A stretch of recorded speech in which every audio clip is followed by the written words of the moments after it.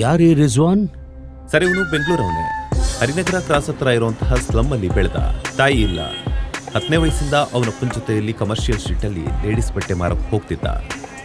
ಬೆಳೀತಾ ಬೆಳೀತಾ ಲೇಡೀಸ್ ಬಟ್ಟೆ ಮಾರೋದ್ರ ಜೊತೆಗೆ ಲೇಡೀಸ್ ಮೇಲೆ ಹೆಚ್ಚು ಆಸಕ್ತಿ ತೋರ್ಸಕ್ಕೆ ಶುರು ಮಾಡ್ದ ಅಂತ ಅಲ್ಲಿಂದ ಅವನ ಫ್ರೆಂಡ್ಸ್ ಎಲ್ಲ ಅವನ್ನ ಲೇಡೀಸ್ ರಿಜ್ವಾನ್ ಅಂತ ಕರೆಯೋಕೆ ಶುರು ಮಾಡಿದ್ರು. ಇವನ್ ಮೊದಲೇ ಸಲ ಲಾಕ್ ಆಗಿದ್ದು ಬಸವನಗುಡಿಯಲ್ಲಿ ಕಾಲೇಜ್ ಮುಂದೆ ಒಂದು ಹುಡುಗಿಗೆ ಬಲವಂತವಾಗಿ ಮುತ್ತು ಕೊಡೋಕೆ ಪ್ರಯತ್ನ ಪಟ್ಟ ಅಂತ. ಹೋಗ ಆಚೆ, ಮತ್ತೆ ಈ ಕಡೆ ಬರ್ಲಿಕ್ಕೆ ಹೋಗ್ಬೇಡ ನೀನು. ಹೇಗಾದ್ರೂ ಮಾಡಿ ಜೀವನದಲ್ಲಿ ದುಡ್ಡು ಮಾಡಬೇಕು ಅಂತ ಸೀದಾ ಹೋಗಿ MG ರೋಡಲ್ಲಿರೋ ಬಾಚಿ ಪಬ್ಬಲ್ಲಿ ಅಟೆಂಡರ್ ಆಗಿ ಕೆಲಸಕ್ಕೆ ಸೇರ್ಕೊಂಡ.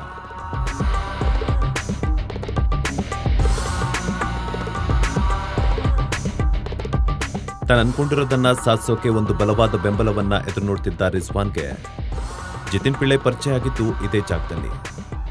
ಜಿತಿನ್ ಪಿಳ್ಳೈ ಮಿನಿಸ್ಟರ್ ಶಶಿಧರ್ ಪಿಳ್ಳೈ ಅವರ ಮಗ.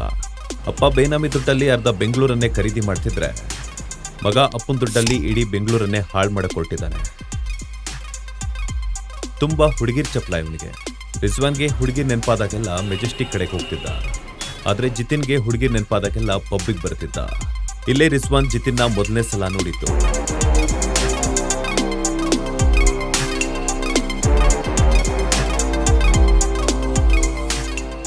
ಜಿತಿನ್ ಕೊಡ್ತಿದ್ದ ಟಿಪ್ಸ್ ಆಸೆಗೆ ರಿಜ್ವಾನ್ ಅವನಿಗೆ ಪಬ್ಬಲ್ಲಿ ಹುಡುಗಿರನ್ನ ಸೆಟ್ ಮಾಡ್ಕೊಡಕ್ಕೆ ಶುರು ಮಾಡ್ದ. ಹೀಗೆ ಹೋಗ್ತಾ ಹೋಗ್ತಾ ಇಬ್ರು ಬೆಸ್ಟ್ ಫ್ರೆಂಡ್ಸ್ ಆದ್ರು. ರಿಜ್ವಾನ್ ಪಬ್ಬಲ್ಲಿ ಕೆಲಸ ಬಿಟ್ಟು ಪರ್ಮನೆಂಟ್ ಆಗಿ ಜಿತಿನ್ ಕೆಳಗೆ ಕೆಲಸ ಮಾಡ್ಕೊಂಡಿರೋಕೆ ಶುರು ಮಾಡ್ದ. ಮುಂದೆ ಇಬ್ರು ಇದನ್ನೇ ವೃತ್ತಿಯಾಗಿ ಬದಲಾಯಿಸ್ಕೊಂಡ್ರು.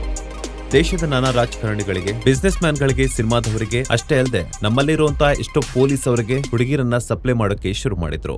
ರಿಜ್ವಾನ್ ಬರೋದಕ್ಕಿಂತ ಮುಂಚೆ ಜಿತಿನ್ ಹುಡುಗಿರ್ ಜೀವನದಲ್ಲಿ ಆಟ ಆಡಿದ್ದು ಒಂದು ಅಧ್ಯಾಯ ಆದ್ರೆ ನಂತರದ್ದು ಬೇರೆನೇ ಅಧ್ಯಾಯ ಇದೆ.